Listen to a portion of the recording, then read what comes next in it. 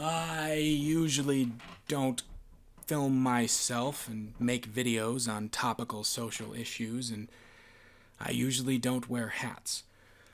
But when I looked into this particular social issue, this story, the details of it were so appalling, so horrific, and the hair day I was having today was just so ugly, I had to make some exceptions. So here we go. And why me diving into all of this information? Why this researching session, this fucking maniacal, insane, reclusive researching session that I've had? Why this is, I think, warrants a video? What makes my story of diving into this, I think, interesting or at least unique is that I didn't have a horse in the race. Because when you see people talking about this, when you see it from the mainstream media, as they say, it's automatically that he is a rapist. That is their story.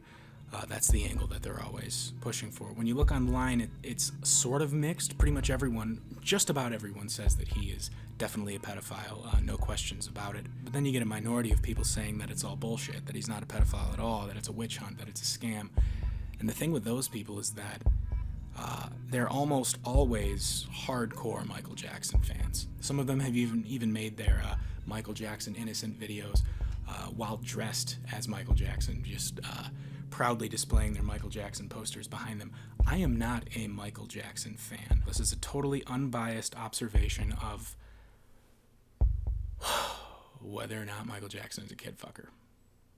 To get enough information to actually make a call, to actually reach a conclusion, for me to make a proper judgment, I had to go all the way back to 1993 to talk about the original allegations, because it's probably the era that is brushed over the most. I mean, it makes sense with it being the furthest back, it's going to be the most forgotten, but it's really the most important because that's pretty much where Pandora's box was opened. The 1993 allegations, these are the first ones, and they're the ones that famously led to a civil case in which Michael Jackson paid the Chandler family, victim being Jordan Chandler, $20 million. But this is an important side note that will come in handy later. There was also a criminal case. There were two separate cases. There's the civil one, the fucking Judge Judy type shit where people are looking for money, and then there's the criminal one where the state was pursuing charges. Now the claim here, the allegations, was that Jordan Chandler was molested by Michael Jackson. It was in Monaco. It was for some award ceremony where Michael and Jordan Chandler were in a hotel room together because they didn't go to the ceremony. The story goes that he stayed back in the hotel room to molest the kid. Then there were doctors that were interviewed that were working for Michael that say he had the flu, but whatever. Anyway, the claim is that Michael molested Jordan Chandler when they were in Monaco during this award ceremony. But it was in a hotel room behind closed doors. There's no real way to know what happened in there. So to really get the context of this situation of the 93 allegations at large, let's rewind a little bit and look at the history of Jackson's relationship with Chandler. Jackson became friends with Jordan Chandler and his mother in 1992. What ended up happening is that Jackson took on the role of a father figure to Chandler and his younger sister. This is a trend in Jackson's strange career of taking care of children. He helps families that are down on their luck. He spoils the kids. He hangs out with the kids, and there are dolls all over his house. There are statues of kids everywhere. I mean, it's weird. I get it. It's very, very, very weird. At first glance, you think, why else would a dude like kids this much if he didn't want to fuck them? Who spends this much time focusing on something if they're not trying to fuck it? Take Larry Nassar, for instance. I mean, why exactly would a creepy old man specifically focus his career on going inside, investigating, looking at little girls' pussies? I mean, there aren't... I get it. There are a lot of red flags all over the place. I understand it. But there are all the things of, he never had a child. He never had a childhood. He was abused. So, I mean, that led to him being weird and being very focused on children. I mean, that may be the case, but you have to consider that once you get to a certain point in your career, once you're past the pinnacle of your career, you're gonna want kids. It's sort of the point of life. I mean, some people don't, but Michael Jackson was clearly this sensitive, maternal type. It must have been devastating for him if the claims of him essentially being a castrato were true. The story of he was going through puberty, he was getting really bad acne, and his voice was starting to change, so his dad gave him hormones to at least make the acne go away. That's definitely a fact. Some people take it a step further, and it is said that basically Joe Jackson had Michael Jackson chemically castrated so he wouldn't go through puberty at all. I think that's sort of bullshit because Michael Jackson clearly went through puberty. I mean, he has facial hair and things like that, but still, I wouldn't be surprised, and I guess maybe I even speculate that whatever hormone treatment they were doing, maybe some sort of complications came about, and maybe it sterilized him. I don't know. Because clearly his own, biological children that he ended up having later on, they were from sperm donors. His wife was inseminated. We know this, and I'm way off topic. I know I'm really off topic now, but I'm just trying to give an explanation as to why Michael Jackson would want to take on that father figure role for people, why he would want to surround himself with kids so much. Because sadly, even though he had all of the money and resources and love to give his own children, he couldn't make his own children. But anyway, let's get back to the specific family that Michael Jackson was playing daddy for. Now, I shouldn't say that he was entirely replacing Jordan Chandler's father. Jordan Chandler's father wasn't completely absent. He was in Jordan's life and abusive. And more importantly than that, Jordan's father was in a custody battle with Jordan's mother, June. Evan Chandler is the guy I'm talking about. Evan Chandler is Jordan's father. He was a Hollywood dentist who brushed elbows with celebrities all the time. One of the reasons for this, of him constantly being around celebrities, is because he could prescribe drugs. Now, as I'm sure you know, dentists are supposed to only prescribe drugs for dental-related issues. But according to Carrie Fisher's memoir, Evan Chandler could be financially incentivized to send an anesthesiologist to his patient's house to give them some morphine or whatever. So yeah, he was that sort of dentist. But really, that doesn't define Evan Chandler. That was just what he did for money. What he really wanted was to break into Hollywood. And he wasn't a complete failure at this. He was one of the writers on the Mel Brooks Robin Hood movie, whatever that was called. But other than this, he never really made it. In 1992, he had known Michael Jackson for a while. And by this time, his ex-wife and his children were essentially Michael Jackson's new adopted family. And remember, Evan Chandler was also in a custody battle with June, and it was starting to get nasty. A custody battle in which he also owed June $60,000 in child support.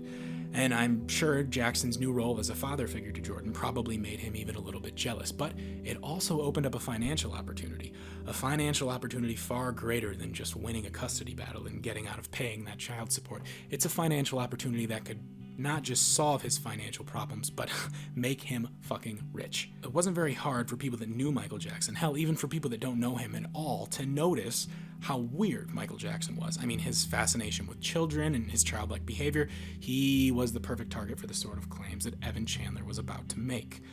Evan Chandler reached out to his ex-wife's new husband, David Schwartz, so the stepfather of Jordan. And apparently David didn't like how Michael was taking over as the father figure either, because together they discussed how they were going to take Jackson down.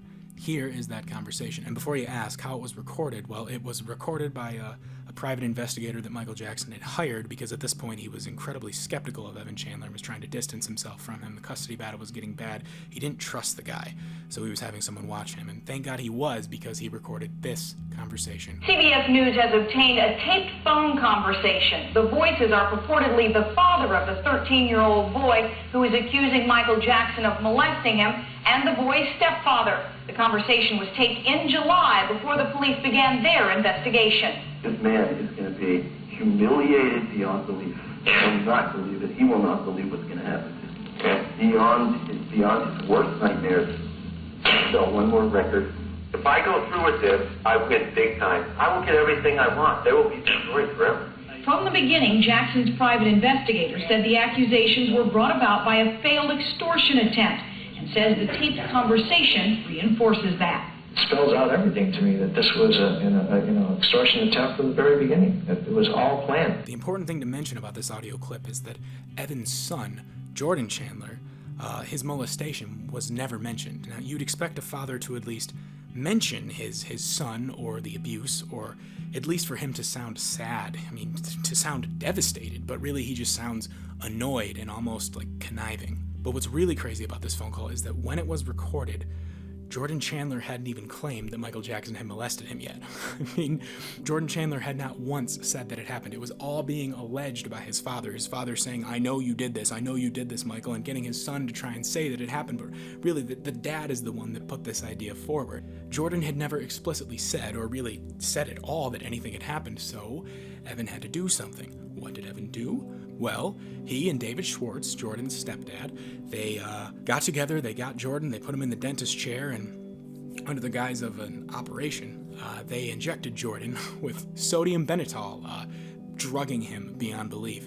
And then this is when Jordan made those allegations, when he said that Michael touched him at Monaco, blah, blah, blah. But the important thing, doesn't matter how they got it, they got Jordan to say it, and now they have a case. Evan then hooked up with civil attorney Larry Feldman, who had quite the history of getting his clients a lot of money, one of those lawyers. And this is the important thing. See, on the advice of Larry Feldman, they didn't level the charges against Michael right away. They waited. They waited until Michael Jackson was in the middle of his tour for his Dangerous album. Specifically in the middle of the tour, because you see the tour is split up into two legs. He tours all over for a couple months, and then he takes a break. And then the second leg of the tour is him touring all over for months again. They waited for this break, leaving Jackson with two options. Either you pay them and give them everything they want, or you cancel the rest of the tour and waste your time in court. Even though Michael Jackson wanted to fight it because he swore up and down that it absolutely wasn't true, that what they were doing was criminal, his business advisors basically made him pay them the $20 million. And really, I mean, he's a billionaire, so $20 million is nothing to him. And he got to continue the rest of his tour, he thought. In the agreement, though, the Chandlers, in the settlement, the things that everyone had to sign, the Chandlers had to admit that Michael Jackson actually did nothing wrong before they were able to get the money. Now, I know this doesn't mean much because it's $20 million, and the person cutting the $20 million check probably gets to say exactly what's in it, and I mean, $20 million could motivate anyone to say anything, but you'd think that they would want more justice for something as awful as this. You'd think that they'd want to find a way to make Michael actually pay for his crimes, not just with cash. A lot of people think that Michael paid them this settlement money to stop them from ever having a chance at justice, but that's actually not true at all. Because here's the weird thing about the Chandler's case against Jackson that no one ever mentions. Now, like I said before, briefly, there was a civil and criminal case. Only after the civil case was the criminal case made. And what most people think is that since Jackson paid the Chandlers $20 million to settle the civil case, then this canceled out the criminal case that followed afterwards. It didn't. This settlement of the civil case had nothing to do with the criminal case. The settlement did not affect in any way the criminal case that was opened afterwards, because now the state was involved, the police were involved, and the police kept searching Michael's home. They forcibly stripped him down and took pictures of his dick, pictures which ended up not matching Jordan Chandler's description of Jackson's dick at all. I mean, probably because he'd never seen an uncircumcised dick before, but I'm way off topic. Anyway, the police kept trying to build a case. But there was no case to build. There wasn't a shred of evidence. So much so that the criminal case was thrown out. It was laughably fucking obvious to everyone that no crime was committed. To put the separation between these two cases, the civil and the criminal, into perspective, the civil case was settled in January of 1994, but the criminal case didn't get thrown out until September. Oh, and here's another interesting tidbit about the criminal case. The Chandlers, they stopped cooperating with the police. They stopped cooperating and helping in the criminal case in July of 94. Now, this is why I said before they had a chance to get real justice instead of just getting money. They could have at least cooperated with the criminal case against Jackson. And I know what you're thinking, that they got paid off, that it was hush money, that they weren't allowed to talk about this anymore, but that's not true. The settlement that they signed with Jackson specifically said that they were still able to talk about their claims, their allegations, in court. There was no bribing or hush-hush or any of that. I mean, they had no reason not to continue pursuing justice against Jackson if that's what they wanted. Like, you're saying this guy fucked your kid and you're not going to try and, get him locked up forever? Like, you're just going to take the money and run? Because that's exactly what the Chandlers did. They took the money and they disappeared. Now, this is the real shame in all of this, with this new documentary coming out, with all of this new information that's just being dug up about this all over again. it would be really nice to have contact with the Chandlers again, just to try and straighten all this out, to get more details, because that's what this thing lacks, especially on the surface. There are no fucking details. It's so hard to find anything about this. Every single entity whose job it is to share information with the public, they're just so fucking biased. They're just saying the same thing. So it's very, very hard to get details. It would be great to be able to talk to the Chandlers now.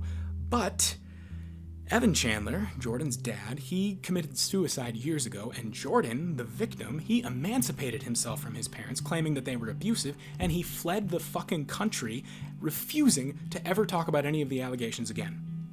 I think it still worked out pretty goddamn well for him. I mean, he's rich, and for whatever reason, everyone has been on his side from the beginning. And you know, I wish I could reach a different conclusion. I wish all of my findings, all of the research that I did, I wish it painted a picture that correlated with the picture that the media has been fucking selling us all these years. But god fucking damn it, the person who got royally fucked in this situation is Michael Jackson. After Michael Jackson made that settlement, everyone just assumed that he was guilty. That's what everyone goes back to. It's like, oh yeah, well, I mean, he was not guilty in the 2005 court case, but in 93 he just paid him off. I mean, by that fucking logic, why isn't Bill Clinton being considered a rapist? It was decided overnight that Michael Jackson was a pedophile. The court of the public opinion had spoken, and even though he had fucking paid the settlement to not have to cancel his tour, the backlash was so bad from paying the settlement, from the allegations, that he still had to cancel his tour anyway. And my god, I mean, this was just such a media fucking shitstorm. I mean, after the media realized how much money they were making off of people's interest in this story, the mainstream narrative from then on became that Michael is a pedophile. And they went through thick and fucking thin to report any narrative that supported that, no matter how fucking phony or fabricated they may be. But hey, don't you worry, it's not all about the media. I mean, there are types of investigators out there that are at least supposed to appear to deal in the truth, you know, the police. Well, they jumped in as well. They investigated Michael for 10 years. Even the FBI raided his home. I mean, they set up a fucking national call line for anyone to anonymously call in with evidence of Michael Jackson being a pedophile. And at the end of all of it, after all of their digging, their federal fucking government-backed digging, they found nothing. Let me repeat that. Nothing. Not a shred of evidence. Do you have any idea how unlikely it is that evidence of something this high fucking profile was just missed or covered up? Because that's what people think is going on here. People think that the wealth of the Jackson estate was the thing that allowed him to never get caught. But no, it's actually quite the opposite. His wealth and fucking high standing didn't shield him from an investigation. It attracted an investigation. And sure, people can point to others that have used their power to get away with their crimes or whatever. You know, people can point to Harvey Weinstein, who used his power and influence and got away with all of it. But that is a rich man coercing adult sexually active women. I mean, yes, he's forcing himself on them and he's offering them a career or incentives in return, and it's scummy and it's awful, but it's also hard to prove. And plus, who the fuck knew who Harvey Weinstein was before any of this came out? I mean, his name carried no weight, so there was no reason for any of the tabloids to sling any mud his way, even though he actually deserved having mud slung his way. But you're gonna tell me that a story of Michael Jackson systematically butt-fucking little boys is something that they'll just brush under the rug? I mean, that story is so fucking eye-catching and wild that no amount of money could cover that up. There'd be so many people looking for it. I mean, it doesn't matter how much power he had or how much influence he could have mustered up in his defense, because an army was stacked against him. An army whose interest lied in him being guilty. An army desperately searching for any sort of fraction of a modicum of a fucking piece of a clue. And all it would take is just one clue, one little thing, one real piece of evidence, just one kid being examined after the supposed rape, one little rape kit, even one reliable witness telling a story, one shred of documentation, one piece of footage from the heavily recorded Neverland Ranch that the authorities had total access to. They had access to that security. One piece of footage, anything. And they went through everything to find that anything. And in all of those raids, all of those police raids, those fucking surprise raids, they were a surprise, never giving Michael the chance to flush the metaphorical cocaine down the toilet as they were coming in. They just kicked in the door and, hey, we're going to go through your whole house now.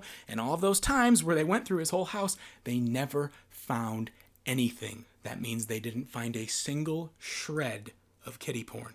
I mean, they found a Hustler magazine in his room, but that doesn't really fit with their agenda. What they didn't find was child porn. Let me ask you something. What do all pedophiles do? See, most of a pedophile's sex life is with themselves. Thankfully, they jerk off to kiddie porn, because physically acting on their desires and finding a real-life kid to fuck is hard, and it's dangerous. It's not a thing that is easy to do. So usually, what pedophiles do is they spend their time looking for material to jerk off to. So when the police searched every fucking inch of Jackson's home, when they broke into all of his safes, when they went through his computers, they found nothing. Again, nothing. No child porn. All there are just a handful of stories. Stories told not to the police, but told to tabloids for money. Most of them are from a group of former Neverland employees that were pissed off because Michael fired them for stealing. Afterwards, they sued Michael for wrongful termination, and they lost. Then they found another way to make money after these allegations, after this big trial had come out. They realized there was a good business in going to the tabloids and making claims such as, I saw Michael butt-fucking Macaulay Culkin. Seriously, they said that, and the tabloids printed it. People just thought that for a while. That, oh my gosh, Michael got Macaulay Culkin too. Oh my god. But no, it's absolutely untrue. All of these claims are completely untrue. Again, if some awful thing happened like that, they didn't take these claims to the police. They took them to the tabloids. They took them to the places that agreed to pay them for the obvious bullshit. I mean, it's where all these claims come from. Not from police investigations or witnesses seeking justice. It's from people with an axe to grind selling stories to sell copies, stories that have always been disproven, and stories that even the publishers know are bullshit. But they can say, hey, well, I mean, we're printing this because we have a source, and I mean, this is what the source is saying. See, it's not us. I mean, we're just putting it out there. We're just putting it out.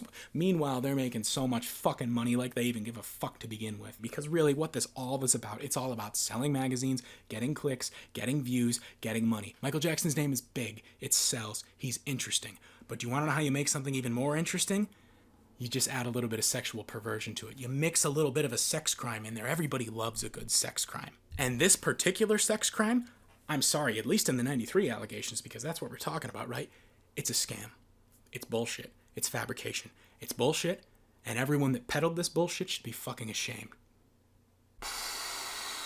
God damn it, what if I'm wrong?